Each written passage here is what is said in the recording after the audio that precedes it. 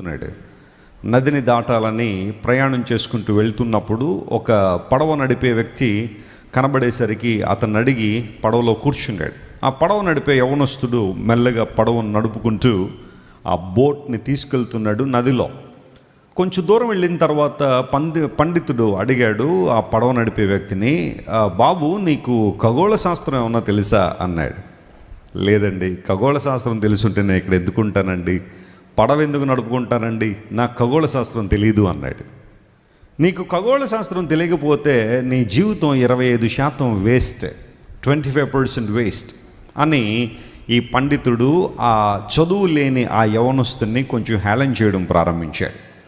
కొంచెం దూరం వెళ్ళిన తర్వాత మరలా పండితుడు తన నోరు తెరిచి అన్నాడు, పోనీ నీకు భూగోళ శాస్త్రం ఏమన్నా తెలుసా అన్నాడు. అది కూడా తెలియదండి, భూగోళ శాస్త్రం కూడా రాదు అన్నాడు. అయితే నీ జీవితం 50% వేస్ట్ అని పండితుడు నిర్ధారించాడు. ఇంకొంచెం దూరం వెళ్ళేసరికి పడవలా వెళ్తూ ఉంది. కొంచెం దూరం వెళ్ళేసరికి మూడోసారి అడుగుతున్నాడు, పోనీ నీకు భౌతిక శాస్త్రం అన్నా తెలుసా అన్నాడు. అది కూడా తెలియదండి, ఇన్ని శాస్త్రాలు నాకు తెలుసుంటే పడవ ఎందుకు నడుపుకుంటానండి, మీరేదో నా మీద చాలా ఇబ్బందికరంగా మాట్లాడుతున్నారు అని పామరుడు అంటే చదువులేని ఆ వ్యక్తి కొంచెం అసహనంగా ఉన్నాడు. ఈ పండితుడు అంటాడు కదా, నీకు భూగోళ శాస్త్రం తెలియదు, ఖగోళ శాస్త్రం తెలియదు, భౌతిక శాస్త్రం కూడా తెలియదు, కాబట్టి నీ జీవితం 75% వేస్ట్, ఎందుకురా మీలాంటి వాళ్ళందరూ బ్రతుకుతారు ఈ భూమి మీద అన్నట్టుగా భయంకరంగా మాట్లాడుతున్నాడు. ఈ లోపల అనుకూలమైన వాతావరణం రావడం, అనుకోకుండా ఒక తుఫాన్ అనేది చెలరేగడం, ఆ నదిలో ఉన్న నీళ్ళన్నీ కూడా పొంగడం, భయంకరమైన గాలి రావడం, ఇవన్నీ జరుగుతున్నప్పుడు పడవ నడిపేవాడికి అర్థమైంది ఈ పడవ ఒడ్డుకు చేరదు అనే విషయం తెలిసిపోయింది. ఇంకెలాగ పడవ ఒడ్డుకు వెళ్ళదు, ఎందుకంటే ఈ మధ్యలో మునిగిపోయే అవకాశాలు ఉన్నాయని ఎక్కువగా తెలుసుకున్న వ్యక్తి ఒక్కసారిగా పండితుడు వైపు తిరిగి అడిగాడట, అయ్యా మీకు ఈత శాస్త్రం ఏమన్నా వచ్చా అని అడిగాడట. బాబు ఈత శాస్త్రం రాదు నాయన, అన్ని శాస్త్రాలు వచ్చి కానీ నాకేం రాదు, ఈత శాస్త్రం రాదు. ఆయన ఇప్పుడు ఎందుకు నాయన అని అడిగితే, సరే ఇప్పుడు పడవ బోల్తా పడుతుంది కాసేపట్లో, నాకేదో ఈత వచ్చు కాబట్టి ఈదుకుని ఒడ్డుకు వెళ్ళిపోతాను, మీకు వచ్చిన శాస్త్రాల్లో మిమ్మల్ని ఏది కాపాడుతుందో కొంచెం జాగ్రత్తగా చూసుకోండి అని చెప్పి ఆ పామరుడు పడవ దూకి ఈదుకుని ఒడ్డుకు వచ్చేసాడు. అన్ని శాస్త్రాలు తెలిసిన పండితుడు నదిలో ఏమైపోయాడు, మునిగిపోయాడు. కారణం ఏంటో తెలుసా, ఆ పర్టికులర్ టైంలో అతనికి కావాల్సింది ఏంటో అతనికి రాలేదు కాబట్టి జీవితం ముందు కొనసాగించలేకపోయాడు. కొన్నిసార్లు మనం కూడా నాకు అది తెలుసండి, ఇది తెలుసండి, నేను ఎంత చదువుకున్నానండి, అంత చదువుకున్నానండి, నా పేరుకు ముందు చాలా బిరుదులు ఉంటాయండి, పేరు వెనకాల చాలా డిగ్రీలు ఉంటాయండి, ఇక నాకెవరూ చెప్పాల్సిన అవసరం లేదండి, ఐ నో ఎవ్రీథింగ్, నాకు అన్నీ తెలుసు అన్న భావనలోనికి కొన్నిసార్లు వచ్చేస్తూ ఉంటాం. అలా ఎప్పుడైనా నీ మనసులో అలాంటి ఆలోచన వచ్చింది అంటే దట్స్ ద ఫస్ట్ అలారం అన్నమాట. నువ్వు మునిగిపోతావు అనడానికి మొట్టమొదటి అలారం అదే. The life is a process of learning. ప్రతిరోజు నేర్చుకుంటూనే ఉండాలి. దేవుని దగ్గరికి వచ్చినప్పుడు, దేవుని వాక్యం వినేటప్పుడు, బైబిల్ గ్రంథాన్ని తెరిచినప్పుడు మన ఆలోచన విధానం ఎలా ఉందో తెలుసా, లార్డ్ టీచ్ మీ, ఈరోజు నీవు నాతో మాట్లాడు ప్రభువా, నీ వాక్యం ద్వారా నన్ను పురికొల్పు, నన్ను ప్రోత్సహించు ప్రభు అని దేవుని సన్నిధిలో ప్రార్థనాపూర్వకంగా ఎంతమంది అయితే కూర్చుంటారో వారు మాత్రమే దీవెన పొంది వెళ్తారు. కొన్ని వేల మంది బహుశా ఈ మందిరంలో ఉండుండొచ్చు, ఆన్లైన్లో కొన్ని వేల కుటుంబాలు పాల్గొని ఉండొచ్చు, కానీ ఎంతమంది దేవుని వాక్యం ద్వారా దేవుని పొందుతున్నారు అంటే ఎవరైతే ఆసక్తితో దేవుని మాటలు విని ఆ వాక్యాన్ని తమ జీవితాలకు అన్వయించుకోవాలని ప్రయత్నం చేస్తారో వారు మాత్రమే దేవుని దీవెన పొందుకుంటారు. యేసు ప్రభువు వారు ఒకసారి ఈ లోకంలో ఉన్న కాలంలో మీలాంటి వాళ్ళతో చాలామందితో మాట్లాడుతున్న తరుణంలో ఒక ఆమె గబగబా లేచి మధ్యలోంచి అరుస్తూ ఉంది, lord blessed is the womb that bore you, నిన్ను కనిన గర్భము ధన్యమైనది ప్రభు అని గట్టిగా కేకలు వేస్తూ ఉంటే యేసు ప్రభువు వారు అన్నారమ్మా, అంతకన్నా ధన్యత సంపాదించుకున్నారు కొంతమంది ఉన్నారు అంటే ఎవరు ప్రభు అని అడిగితే ప్రభు ఇచ్చిన మాట ఏంటో తెలుసా, నా వాక్యమును విని దాన్ని గైకొను వారు మరి ధన్యులు అనే మాట యేసయ్య వాడాడు.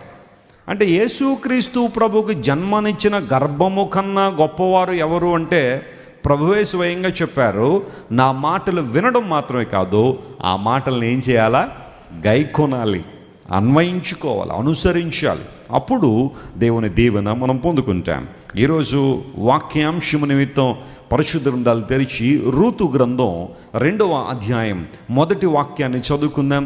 The book of Ruth chapter 2 and verse 1. Naomi పెనిమిటికి బంధువుడు ఒకడుండెను. అతడు చాలా ఆస్తిపరుడు. అతడు ఎలీమెలెకు వంశపు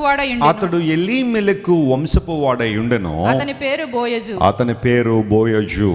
అందరూ చెప్పండి, అతని పేరు ఏంటంట? అందరికీ పేర్లు ఉన్నాయి కదా ఇక్కడ, మనందరికీ మంచి మంచి పేర్లు ఉన్నాయి. కొంతమంది నిక్ నేమ్స్ ఉంటాయి. ప్రపంచంలో కొంతమంది వారికి ఉన్న ప్రాపర్ నేమ్స్ కన్నా నిక్ నేమ్స్తో బాగా ఫేమస్ అయిన వాళ్ళు ఉంటారు కదా. వారి పూర్తి పేర్లు తెలియదు చాలామందికి. ప్రజలందరూ పిలుచుకునే ఆ ముద్దు పేర్లో లేకపోతే నిక్ నేమ్స్ ఏవైతే ఉంటాయో వాటిని బట్టి చాలామంది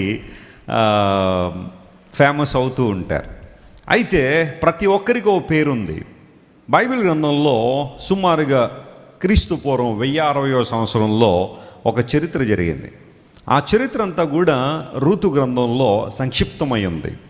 రూతు గ్రంథాన్ని 4 అధ్యాయాలు కలిగిన రూతు గ్రంథాన్ని జాగ్రత్తగా మనం పరిశీలన చేస్తే కొంతమంది అద్భుతమైన వ్యక్తులు మనకి ఇక్కడ కనబడతారు.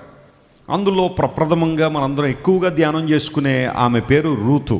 ఆమె పేరు మీదే రూతు గ్రంథం ఉంది. ఆ తర్వాత స్థానంలో ఎప్పుడైనా మనం ధ్యానం చేయాలని ఆశిస్తే నయోమి గురించి కూడా ధ్యానం చేస్తాం. ఆమె నయోమి అనగా మధురము అనే మంచి అర్థం ఉన్న పేరు. మోయాబుకి వెళ్ళిన తర్వాత అందరితో అంది, ప్లీజ్ ఇక నన్ను నయోమి అని పిలవకండి, మారా అని పిలిచేయండి అంది. మారా అని పిలవండి అని అనేక మందితో చెప్పింది. ఆ తర్వాత ఇంకొంచెం ఓపుకుంటే ఓర్పా గురించి ధ్యానం చేస్తాం కదా. ముద్దు పెట్టుకుని తన అత్తను ఏం చేసింది, వదిలేసి వెళ్ళిపోయింది. మరలా మోయాబులోనికి వెళ్ళిపోయింది. ఎప్పుడైనా అవకాశం ఉంటే కొంచెం క్లుప్తంగా బోయజు గురించి కూడా మనం చూస్తూ ఉంటాం. ఈరోజు నేను బోయజు అనబడే వ్యక్తి జీవితంలో నుండి కొన్ని అమూల్యమైన పాఠాలు మీతో మాట్లాడాలని నేను కోరుతున్నాను. పరిశుద్ధంలో రాయబడిన ప్రతి వ్యక్తి కూడా ఒక పాఠాన్ని మనకు నేర్పిస్తూ ఉంటాడు. ఒకవేళ కొంతమంది జీవితాలు మన ముందు మనం ఇలా ఉండకూడదు అనే సందేశాన్ని ఇస్తూ ఉంటే, కొంతమంది జీవితాలు ఇలా ఉంటే బాగుంటుంది అనే సందేశాన్ని ఇస్తూ ఉంటాయి. అలాంటి వ్యక్తుల్లో బోయజు కూడా ఒకడు. ఈరోజు బోయజు గురించి నేను కొన్ని మాటలు మీతో పంచుకోవాలని నేను కోరుతున్నాను. బైబిల్లో యాజ్ యూజువల్గా ప్రతి మాటకు ఒక మంచి అర్థం ఉన్నట్టుగానే బోయజు అనే మాటకు బలము అని అర్థం. అందరూ చెప్పండి, బోయజు అనే మాటకు అర్థం ఏంటి? బలము, స్ట్రెంగ్త్ అని అర్థం. బలము ఎంత ప్రాముఖ్యమైనదో ఎంత అవసరమైనదో మనందరికీ తెలుసు. బోయజు అనే మాటకు, బోయాజ్ అనే మాటకు స్ట్రెంగ్త్ ఆఫ్ గాడ్, దేవుని బలము లేదా బలము అని అర్థం. చాలా కాలం తర్వాత, అంటే ఈ సంఘటన జరిగిన కొన్ని సంవత్సరాల తర్వాత సొలొమోను మహారాజు గారు ఒక దేవాలయాన్ని కట్టాడు. దాన్ని సోలమన్ టెంపుల్ అంటారు కదా. సొలొమోను దేవాలయాన్ని మనం ఎప్పుడైనా బైబిల్ స్టడీలో చాలా విషయాలు ధ్యానం చేయొచ్చు.